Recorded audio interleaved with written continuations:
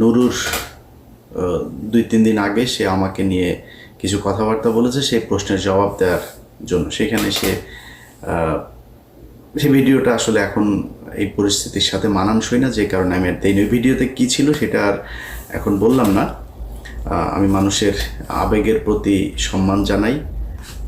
যদিও নূরের যে ঘটনা এটা নূরেদেরই কর্মফল কীভাবে সেটা আপনাদেরকে আমি বলি। ধরেন 5 তারিখের পর থেকে এখন পর্যন্ত আপনি দেখেন তো আমার সাথে যাদের বাঁচছে, যে বিষয়গুলো নিয়ে আমি কথা বলছি, আমি ধরেন বিডিআরের বিচার চাই, এটা নিয়ে সেনাবাহিনী আমার শত্রু। আমাকে সেনাবাহিনী নাকি হুমকি মনে করে, আমি নাকি হুমকি সেনাবাহিনীর জন্য।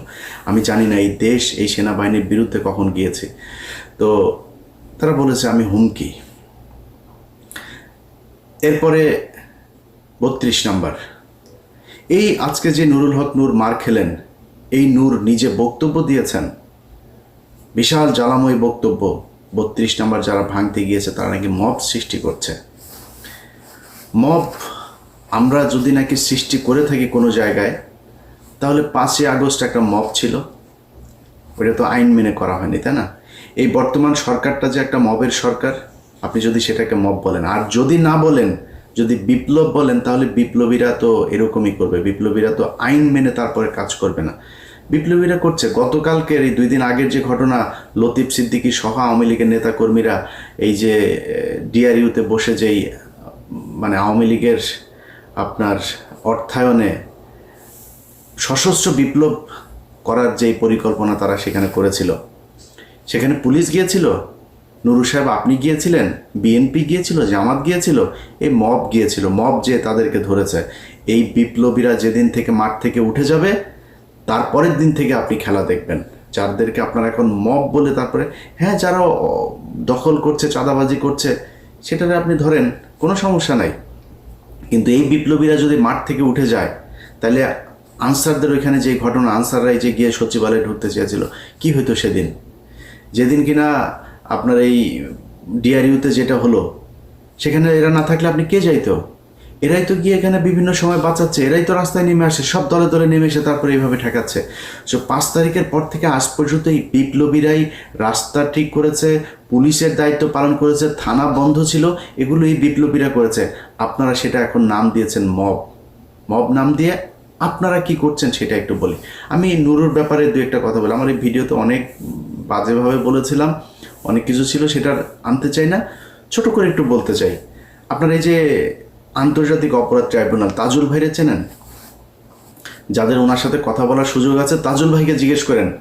উনি বসার 1 সপ্তাহের মাথায় নুরু তার নিজের লোক প্রসিকিউটর হিসাবে সে সেখানে বসাবেন। তাজুল ভাইকে সেটা বলেছেন। তাজুল ভাই বলেছেন যে আমি এই প্রক্রিয়ার ভিতর দিয়ে আসতে পারবো না, এটা এইভাবে করা যাবে না, এটা যথাযথ কর্তৃপক্ষের মাধ্যমে আসতে হবে। নুরু তাকে বলেছে লাথি দিয়া চেয়ার থেকে উঠাই দিবে। তাজুল ভাইয়ের সাথে কথা বললেন, তাজুল ভাই আমার জানাইলো, ভাই এই বেয়াদবের সাথে কথা বলতে পারবো না ভাই, এটা একটু দেখেন তো। আমি একটা পোস্ট করলাম ফেসবুক, আপনাদের যাদের মনে আছে নিশ্চয়ই আপনারা জানেন, যে নুরু তোমার 1 ঘন্টা সময় দিলাম, তুমি তাজুল হচ্ছে আমাদের কলিজা, তুমি কলিজায় হাত দিয়েছো, এরকম একটা পোস্ট করে তারপরে দিলাম। 15 মিনিটের মাথায় গিয়ে তাজুল ভাইয়ের সাথে গলাগলি করে একটা ফেসবুকে পোস্ট দিলাম, আমি আমার পোস্ট ডিলিট করে দিলাম, ঘটনা শেষ। স্বাস্থ্য মন্ত্রণালয়ে স্বাস্থ্য উপদেষ্টা, আপনি তাকে দেখেন না, তাকে এই দেশের অনেক অভিযোগ থাকবে, কিন্তু স্বাস্থ্য উপদেষ্টা ঘুষ খেয়েছে, দুর্নীতি করেছে, এটাকে বলতে পারবেন? এটা বলতে পারবেন না। স্বাস্থ্য উপদেষ্টা তিনি একজন খুব সৎ একজন মানুষকে তার ব্যক্তিগত সহকারী হিসাবে দায়িত্ব দিয়েছেন। সেই ব্যক্তি জুলাই আন্দোলনে নিজের জীবন বাজি রেখে যেসব শিক্ষার্থীরা যাচ্ছিলেন, যাদেরকে চিকিৎসা দেওয়া হচ্ছিলেন না, তিনি নিজে থেকে তার নিজের কাছে যা ছিল সেগুলো দিয়ে তিনি চিকিৎসা দিয়েছেন। সেই ব্যক্তি স্বাস্থ্য উপদেষ্টার ব্যক্তিগত সহকারী হয়ে একজনকে নিয়ে রাশিয়াতে গিয়েছেন। এই ডাক্তার, তিনি হচ্ছে হাসান ভাই, তিনি রাশিয়াতে পড়াশোনা করেছেন। ওইখানে গিয়েছেন, তার পরিচিত যেসব সিনিয়র প্রফেসর আছেন তাদেরকে দিয়ে সার্জারিগুলো করাচ্ছেন। একজনকে নিয়ে গিয়েছেন, যাওয়ার পরে এই নুরু আপনার দুদক ঘেরাও করেছে, তাকে দ্রুত তার বিরুদ্ধে অভিযোগ দেওয়ার জন্য, তাকে গ্রেপ্তার করার জন্য। সে নাকি অনেক টাকা পয়সা নিয়ে তারপরে রাশিয়াতে পালিয়েছেন। এই নুরু বলেছেন, এই নুরুর দল বলেছে তাদের প্রায় 200-250 পোলাপান নিয়ে যায় সেদিন দুদকেই করেছে। তো পরে সেই ঘটনা আমি তো জানি না, যে আসলে মনে করলাম হয়তো সত্যিই বোধহয় এরকম কিছুই হবে। পরে সেই ছেলে, সেই পিএস আমার সাথে যোগাযোগ করলো, ভাই এই ব্যাপার। তো আমি সেটা বললাম, ভাই এটা যে সত্যি আপনি যে এরকম না, এটার প্রমাণ কি? বল ভাই আমি যাকে ট্রিটমেন্ট দিতে গেছি সে আপনাকে বক্তব্য দেবে। আমি সেই আহত সেই রোগীর সাথে আমি কথা বললাম, আপনারা সবাই তাকে চেনেন, যার মুখ পুরো ওই যে মুখায়ব যার মানে নষ্ট হয়ে গিয়েছে, সেই ছেলেটা। তার বক্তব্যটা শুনেন, সে কি বলেছে ওই ডাক্তারের ব্যাপারে। আমি তখন কাম্য ভগবান এমনিতে সবাইকে দিয়ে দাদা ব্যবস্থা ও অবশ্যই ভারতীয়দের আসসালামু আলাইকুম। এই জুলাই আন্দোলনে শুরু হওয়া 5 আগস্টে সফল আহতদের নিয়ে যে ডাক্তার কাজ করেছেন, সেই ডাক্তার হচ্ছেন স্বাস্থ্য উপদেষ্টার মিজানুর রহমানের ব্যক্তিগত কর্মকর্তা ডাক্তার মাহমুদুল হাসান। ইনি আমাদের নিয়ে এপিসে গাইতে রাশিয়া আমার ছাত্র গিয়েছিলেন 1934 জন্য। তো আমি এখন শুনতে থাকি ওনার নামে অনেক মিথ্যা গুজব ছড়াচ্ছেন, উনি নাকি কোটি কোটি টাকা রাশিয়া সরকার করেছেন। আবার শুনতে চেয়েছি উনি নাকি বাংলাদেশে আসবেন না। তো আমি তো দেখছি এখন উনি বাংলাদেশে আছে। কিছু কিছু শুনতে থাকি নোজাকেন যারা মিথ্যা অপরাধ ছড়াচ্ছেন। আমি চাই এসব দেশের লেগনদের বিপরীতে যে তারা যেন একজন মানুষকে কাটতে দিতে বরখাস্ত করাবে, যেন থেকে ঠিকমত কিছু নিয়ে খাটতে। কারণ এই কিছুর দিকে চুপ করলাম, তাহলে এটা আমাদের দেশের জন্য খুবই দুঃখজনক। এমনকি আসাম নামে ভাই অনেক ভালো মানুষ, উনি আমার সাথে ছিলেন প্রায় 1.5 মাসের মতো সেখানে। আমি দেখেছি উনি অনেকই ভালো মানুষ। আচ্ছা, এবার আপনারা চিন্তা করেন, একজন মানুষ যে কিনা জুলাইয়ের আহত যোদ্ধাদের করলো, আপনি একটা টেন্ডার আপনার পছন্দের লোকের দেবে না, এই জন্য আপনি তার বিরুদ্ধে এই ধরনের ব্লেম দিয়ে তারপরে মব সৃষ্টি করে তারে, সে এখন এই ডাক্তারকে দুদকের পক্ষ থেকে এখন দেশ থেকে নিষেধাজ্ঞা দেওয়া হয়েছে। নিজের স্বার্থের বাইরে গিয়ে আপনি একজন জুলাইয়ের যিনি নিজের রাস্তায় থেকে যিনি যুদ্ধ করেছেন, সেই মানুষটাকে আপনি এইভাবে কষ্ট দিচ্ছেন আপনার ব্যক্তি স্বার্থের জন্য। এটাকে বলে মব। আমরা মব করি নাই। আমাদেরটা যদি এই পিলখানা হত্যার বিচার চাও যদি মব হয়, আমরা ওই ফেনীর 16 জন মানুষকে এখনও আটকে রাখা হয়েছে, এটা যদি মব হয়, এতগুলো আলেম এখন পর্যন্ত আটকে আছে, সেই মানুষগুলোকে ছাড়ানো যদি মব হয়, তাহলে আমরা মব করেছে। জিজ্ঞেস করেন নুরু সাহেব, আপনি তো রাজনীতিবিদ, আপনি এই দেশের মানুষের প্রধানমন্ত্রী, ভবিষ্যৎ প্রধানমন্ত্রী হবেন।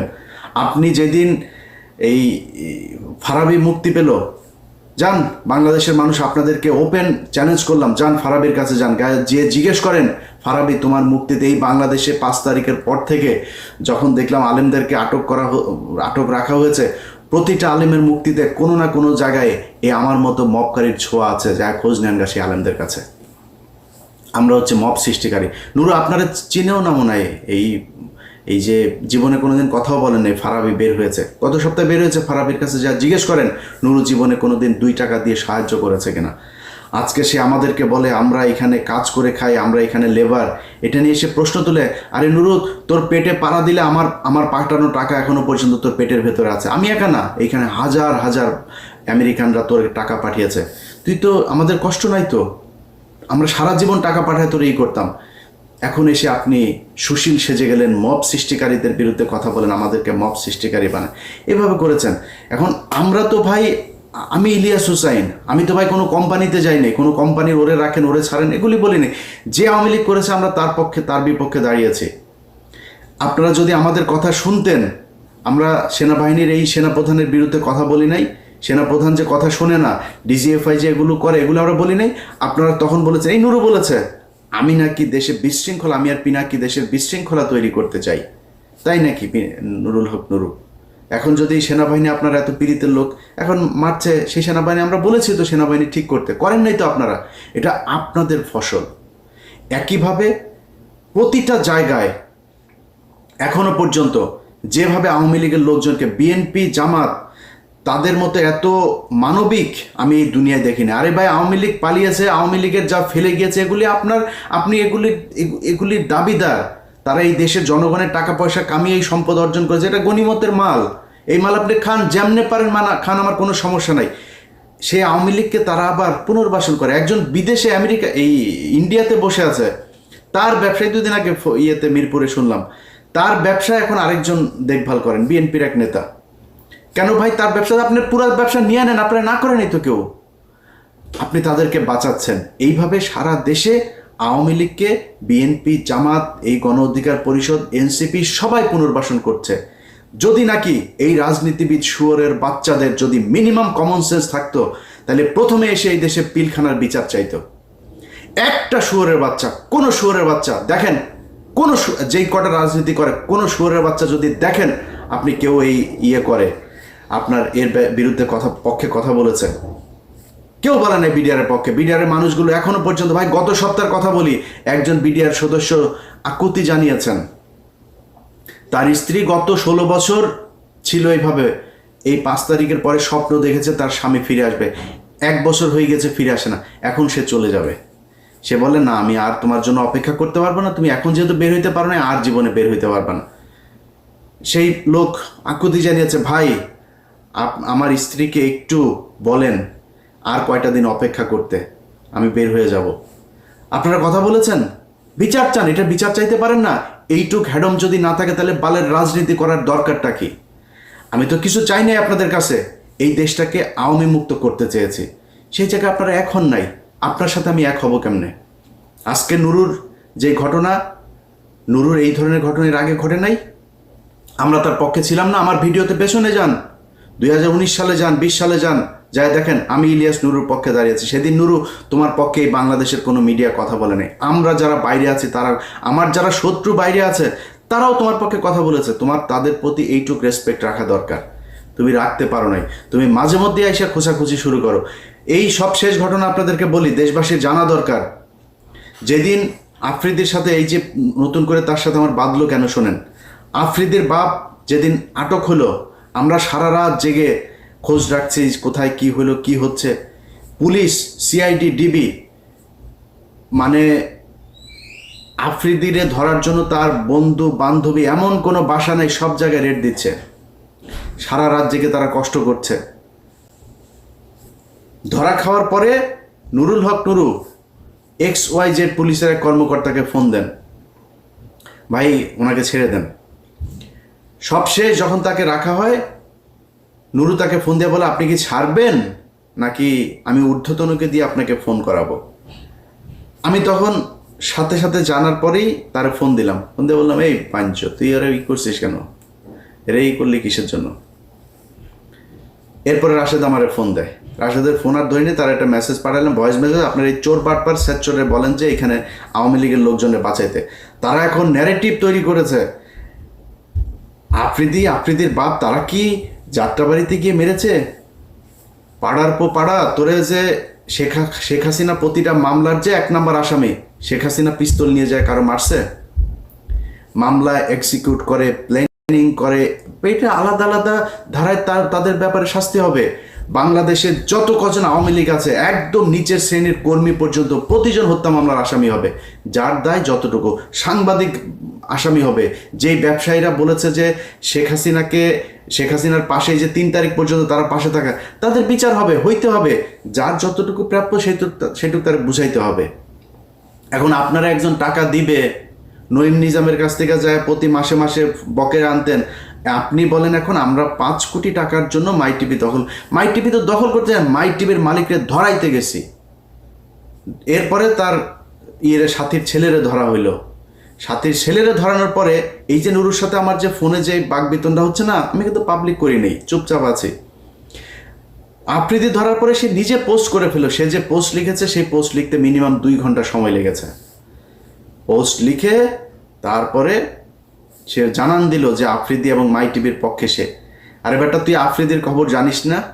আফ্রিদি কি করেছে তুই জানিস না? আফ্রিদি গত সরকারের আমলে একটা ছবি থাকার কারণে ওই যে রাহির ব্যাপারে সে প্রশ্ন তুলেছে, রাহি ছাত্রলীগ করতো।